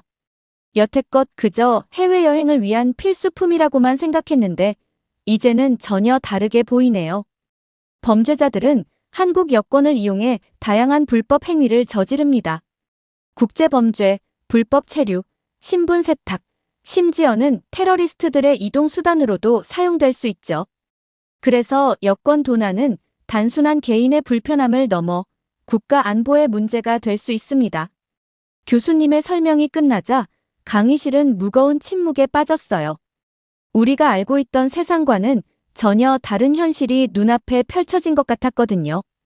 특히 최근에는 태국에서 발생하는 한국 여권 관련 범죄가 심각한 수준입니다. 교수님은 새로운 슬라이드를 보여주셨어요. 방콕의 수완나품 공항, 돈무앙 공항, 그리고 푸켓 공항에서 한국인 여행객을 대상으로 한 여권 도난 사건이 급증하고 있어요. 더 심각한 건 이렇게 도난당한 여권들이 어떻게 사용되는가 하는 겁니다. 교수님은 잠시 숨을 고르시더니 계속 설명하셨어요. 도난된 한국 여권의 주요 용도 중 하나가 바로 불법 취업자들의 신분 세탁입니다. 특히 한국의 유흥업소 단속 현장에서 태국인 불법 체류자들이 위조된 한국 여권을 제시하는 사례가 늘고 있어요. 이들은 한국어를 전혀 못해도 해외에서 오래 살다 와서 한국어가 서툴다는 변명을 대죠. 그때였어요. 갑자기 뒷자리에서 격한 목소리가 들려왔어요. 그건 사실이 아니에요. 태국 교환학생인 유타라가 자리에서 벌떡 일어났어요. 태국 사람들이 다 그런 것처럼 말씀하시는 건 너무 편견 아닌가요? 태국 여권도 충분히 강력하고 우리나라 사람들이 꼭 한국에 가려고 그러는 게 아니에요. 교수님은 차분히 대답하셨어요. 유타라 씨, 좋은 지적입니다. 하지만 제가 보여드리는 건 단순한 추측이 아닌 실제 통계 자료예요. 2024년 기준으로 한국 여권은 193개국 무비자 입국이 가능한 반면 태국 여권은 78개국입니다. 또한 작년 한 해 동안 적발된 위조 여권 소지자 중 태국인이 차지하는 비율이 가장 높았어요. 교수님은 프로젝트 화면에 2개의 여권을 꺼내 보여주셨어요. 하나는 파란색 한국 여권, 다른 하나는 붉은색 태국 여권이었죠. 보시다시피 한국 여권은 최첨단 보안 요소들이 적용되어 있습니다. 하지만 이런 보안 장치에도 불구하고 위조되는 이유는 그만큼 가치가 높기 때문이에요. 실제로 태국의 암시장에서 한국 여권은 여전히 최고가로 거래되고 있습니다. 유타라의 얼굴이 점점 붉어졌어요. 최근 한국이 태국인 관광객에 대한 입국 심사를 강화했어요. 이는 불법 체류자가 증가했기 때문인데 이로 인해 더 많은 사람들이 불법적인 방법을 찾게 된 거죠. 특히 한국의 높은 임금과 K-팝의 영향으로 많은 젊은이들이 한국행을 희망하고 있습니다. 교수님은 실제 사례들을 보여주셨어요. 인천공항에서 적발된 위조 여권 소지자들, 불법 취업 현장에서 발견된 위조 신분증들, 모든 증거가 명확했죠. 실제 현장 사례를 하나 보여드리겠습니다. 교수님은 경찰청의 단속 보고서를 화면에 띄우셨어요. 지난달 서울의 한 유흥업소 단속 현장에서 있었던 일입니다. 경찰이 불시 단속을 나갔을 때 태국인 불법 체류자 3명이 한국 여권을 제시했어요. 그런데 이 여권들 전부 도난 신고된 것들이었죠. 학생들 사이에서 놀란 탄성이 흘러나왔어요. 더 놀라운 건 그들의 태도였습니다. 한국어를 전혀 구사하지 못하면서도 준비된 것처럼 캐나다에서 오래 살다 와서 한국어가 서툴다고 주장했어요. 심지어 위조된 한국 주민등록증까지 가지고 있었죠. 교수님은 잠시 웃음을 지으셨어요. 단속에 참여했던 경찰들의 증언에 따르면 이런 상황이 너무 황당했다고 해요. 태국어 억양이 뚜렷한 한국어로 저는 한국 사람이에요 라고 주장하는 모습이 어이가 없었다는 거죠. 하지만 곧 교수님의 표정이 심각해졌어요. 하지만 이건 결코 웃을 일이 아닙니다. 한국에서는 위조 여권 사용이 단순 불법 체류보다 훨씬 심각한 범죄로 취급됩니다. 일반적인 불법 체류는 강제 출국과 재입국 금지 정도의 처벌을 받지만 위조 여권 사용은 형사처벌의 대상이 되죠. 최대 10년의 징역까지 선고될 수 있는 중범죄예요. 교수님은 스크린에 법률 조항을 보여주셨어요. 특히 위조된 공문서 행사죄가 적용되면 가중처벌을 받게 됩니다. 더구나 이런 위조 여권들이 더 심각한 범죄에 사용될 수 있다는 점에서 법원은 이런 사건들을 매우 엄중하게 다루고 있어요. 더구나 태국 현지 범죄 조직들은 한국인들의 여행 패턴까지 파악하고 있어요. 방콕의 주요 관광지나 공항에서 한국인들을 타겟으로 삼는 것도 이 때문이죠. 유타라는 이제 아무 말도 하지 못한 채 자리에 앉아 있었어요. 감정적인 반발은 객관적인 사실 앞에서 무력해진 거죠. 이런 긴장된 분위기 속에서 교수님은 마지막 슬라이드를 보여주셨어요. 그것은 국제범죄 조직의 네트워크를 보여주는 도표였답니다. 이 도표를 보시면 태국을 중심으로 한 국제범죄 조직이 어떻게 움직이는지 알 수 있습니다. 특히 주목할 만한 것은 인천국제공항에서 발생한 최근의 사례들입니다. 범죄 조직들은 한국인들의 문화적 특성을 철저히 연구하고 이용하고 있어요. 그때 유타라가 다시 한번 벌떡 일어났어요. 그건 불공평한 지적이에요. 한국인들이 부주의한 거 아닌가요? 교수님은 차분히 새로운 영상을 보여주셨어요. 이 CCTV 영상을 보세요. 공항 라운지에서 한 한국인 여행객이 잠시 화장실에 다녀오는 동안 범인이 얼마나 자연스럽게 여권을 훔쳐가는지 보이시나요? 이건 단순한 부주의의 문제가 아닙니다. 교수님은 화면을 전환하며 계속 설명하셨어요. 한국은 세계에서 가장 안전한 나라 중 하나입니다. OECD 국가 중 범죄율이 가장 낮은 편이죠. 그래서 한국인들은 공공장소에서 물건을 두고 잠시 자리를 비워도 된다는 문화가 형성되어 있어요. 카페에서 노트북을 두고 화장실에 가도 되고, 식당에서 핸드백을 걸어두고 음식을 가지러 가도 됩니다. 범죄 조직들은 이런 문화적 특성을 악용합니다. 특히 인천공항에서는 다음과 같은 수법들이 자주 발생하고 있어요. 교수님은 하나씩 사례를 보여주셨어요. 1. 공항 라운지에서의 여권 절도. 2. 화장실 앞에서의 가방 탈취. 3. 체크인 카운터에서의 여권 바꿔치기. 4. 보안 검색대에서의 소지품 도난. 작년 한 해 동안 인천공항에서만 150건 이상의 여권 도난 사건이 발생했습니다.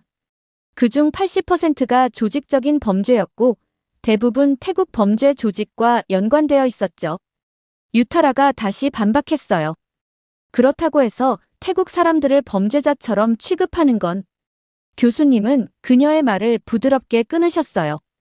유타라 씨, 이건 특정 국가나 민족을 비난하는 게 아닙니다. 국제범죄는 국경을 초월한 문제입니다. 2024년 상반기에만 태국에서 적발된 위조 한국 여권이 200건이 넘습니다. 이는 전년 대비 150% 증가한 수치예요.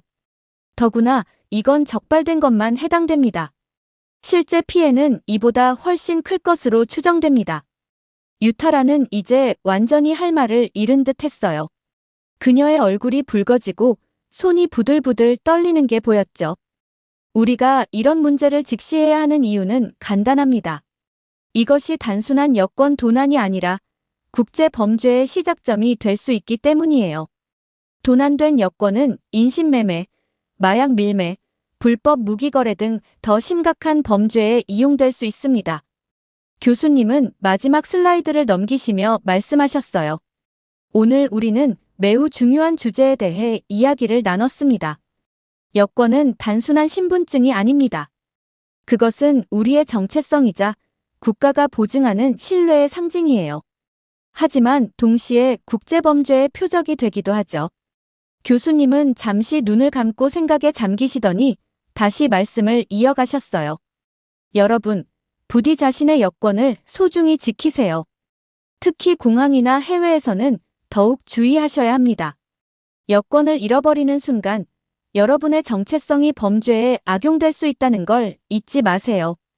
그리고 이건 단순히 개인의 문제를 넘어 국가 안보와 직결되는 문제라는 점도 기억하시기 바랍니다.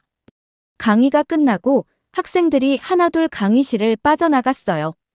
유타라는 고개를 푹 숙인 채 제일 먼저 나갔죠.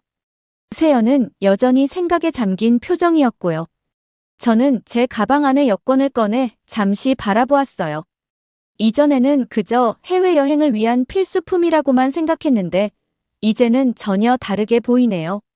이 작은 책자 하나가 얼마나 큰 가치와 위험을 동시에 가지고 있는지 오늘 강의를 통해 처음으로 깨달았답니다.